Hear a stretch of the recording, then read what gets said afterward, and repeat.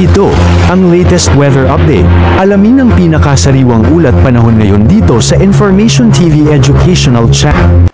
Makikita natin na tatlong weather systems na nakaka-apekto sa ating bansa. Ang Northeast Monsoon ay magdadala pa rin ng mga pulupulong or mga mahihinang pag-ulan, partikular na sa may area ng Batanes at Babuyan Island. Samantalang itong easterlies o yung hangin nagmumula sa karagatang Pasipiko ang magdadala naman ng mga pag-ulan, partikular na dito sa may silangang bahagi ng Visayas at gayon din sa may area ng Mindanao.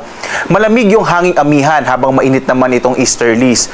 At yung banggaan ng mainit malamig na hangin ang siya naman nagdudulot ng pagkakaroon natin ng shear line, at ito magdadala naman ng mga pag-ulan, partikular na sa bahagi naman ng mainland Cagayan kasama yung Kalinga, Apayao sa Cordillera at ang area naman ng Aurora sa may bahagi ng Central Luzon. Asahan natin yung potensyal ng mga katamtaman hanggang sa kung minsan malalakas sa mga pag-ulan dito sa may silangang bahagi ng Northern and Central Luzon dulot ng shear line.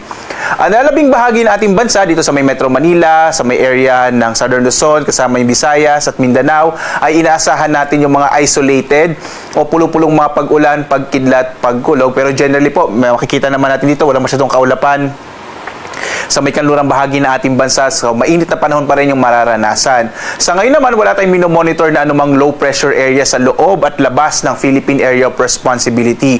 Kaya hanggang towards the weekend ay maliit po yung tsansa or wala pong tsansa na magkaroon tayo ng bagyo hanggang this weekend.